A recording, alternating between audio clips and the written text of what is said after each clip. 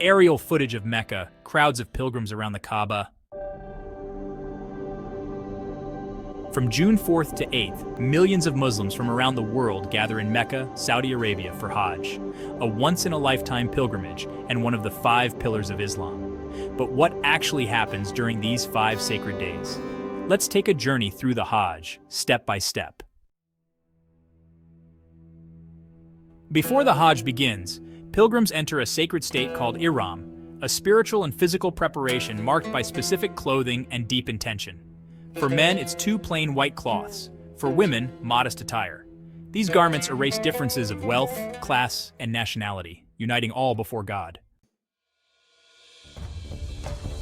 After arriving in Mecca, the journey begins with Tawaf, circling the Kaaba 7 times. Then comes Sa'i, the walk between the hills of Safa and Marwa, retracing Hagar's desperate search for water for her son, Ismail. Pilgrims then travel to Mina, also known as the City of Tents, to spend the night in prayer. Day 2 is the most spiritually significant, the day of Arafah. Here at the plain of Arafat, pilgrims stand in prayer and reflection from noon to sunset, a powerful preview of the Day of Judgment.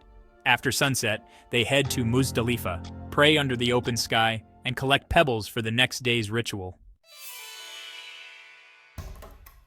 On the first day of Eid al-Adha, pilgrims perform 3 key rituals. Rami, throwing stones at a pillar symbolizing Satan, rejecting evil. Qurbani, sacrificing an animal, recalling Prophet Ibrahim's devotion. Halq or taksir, shaving or cutting hair to mark spiritual renewal. They then return to Mecca for the Tawaf al-Ifada and repeat the Sa'i. Days 4 and 5, final rites. Back in Mina, pilgrims continue the stoning ritual at all 3 pillars, either for 1 or 2 more days. Finally, before leaving Mecca, they perform the farewell Tawaf, a final walk around the Kaaba to say goodbye to the sacred city. But organizing Hajj for millions isn't easy. Saudi authorities deploy thousands of workers for crowd control, health services, and logistics. Still, tragedies in past years have highlighted the challenges of heat, stampedes, and disease. And now climate change is making the Hajj even harder.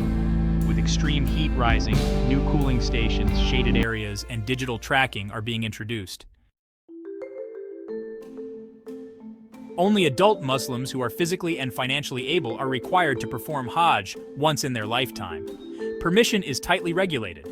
Countries are allocated quotas, and pilgrims must apply through official channels. The Hajj is more than a journey.